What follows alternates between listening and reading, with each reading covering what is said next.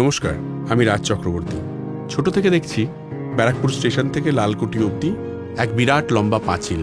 সেই পাঁচিলে কেউ এসে টয়লেট করছে, কেউ ঘুঁটে লেপে দিচ্ছে, ভীষণ নোংরা হয়ে থাকতো সবসময়।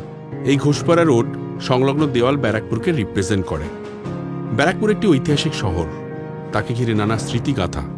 সুতরাং ঠিক ব্যারাকপুর স্টেশনের সামনে 100 ফিটের জাতীয় পতাকা মাউন্ট করা। আর চিড়িয়া মোড়ে নতুন গান্ধী মূর্তি স্থাপনের মতোই এই শহরের আরও কিছু নতুন সংযোজন হওয়া উচিত।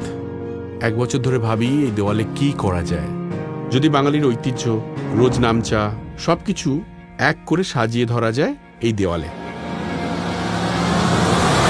অবশেষে বিধায়ক তহবিল থেকে 50 লক্ষ টাকা খরচ করে এই পুরো বিষয়টি প্ল্যান করি। দেওয়ালে শুরুতেই রয়েছে সিপাহী বিদ্রোহের ছবি, মঙ্গল পাণ্ডের প্রতিকৃতি, ব্রিটিশদের সঙ্গে ভারতীয়দের যুদ্ধের একটি মুহূর্ত।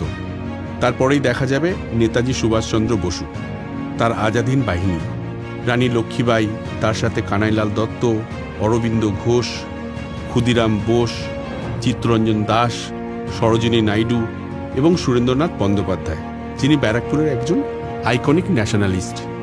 একদিকে যেমন স্বদেশী আন্দোলনের ছবি, অন্যদিকে রংতুলিতে ফুটে উঠেছে বাংলার সংস্কৃতির প্রতিচ্ছবি।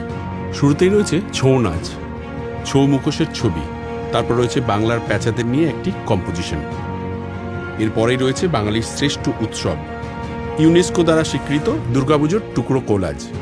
সেখানে দেবীর কাঠামো পুজো থেকে মাতৃমূর্তির আরাধনা, ধুনুচি নাচের মুহূর্ত ফুটে উঠেছে দেওয়ালে।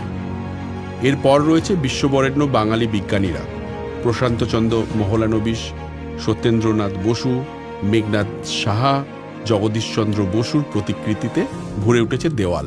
ব্যাকগ্রাউন্ডগুলো ওদের আবিষ্কারের ছবি দিয়ে সুসজ্জিত।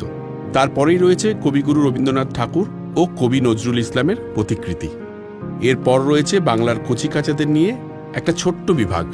সেখানে দেখা যাবে বাংলার বাচ্চারা আগে বায়োস্কোপ দেখত, তার নিদর্শন, সঙ্গে তালপাতা সেপাইয়ের প্রতিকৃতি। দড়ি টানলে যে মুভমেন্টগুলো তালপাতা সেপাইরা করে, সেগুলো সুন্দর করে দেওয়ালে ফুটিয়ে তুলেছেন শিল্পীরা রং তুলির টানে। এর পরের ভাগে রয়েছে বাংলা সিনেমা। সেখানে প্রথমে রয়েছে সত্যজিৎ রায়, বিভূতিভূষণ বন্দ্যোপাধ্যায় ও পথের পাঁচালী নিয়ে একটি ছবি। সত্যজিৎ রায়ের সিনেমা, ওর হাতের তৈরি প্রচ্ছদ, ডিজাইন, ওর অস্কার জেতার মুহূর্ত, ওর জীবনের গোটা জার্নিটাকে টুকরো কোলাজে ফুটিয়ে তোলা হয়েছে। এরপরেই আসছে মৃণাল সেন। এখানে মৃণাল সেনের প্রতিকৃতি এবং ওর সিনেমার টাইপোগ্রাফি নিয়ে খুব সুন্দর করে একটা কাজ করা হয়েছে। এরপর বাংলা সিনেমার সাদা কালো এরা, সেখানে জায়গা পেয়েছে উত্তম সুচিত্রার কালজয়ী জুটি থেকে সেই সময়ের সাদা কালো সিনেমা। পাশাপাশি হিন্দি সিনেমার কিছু টাইমলেস মাইল ফলক দিয়ে সেজে উঠেছে দেওয়াল।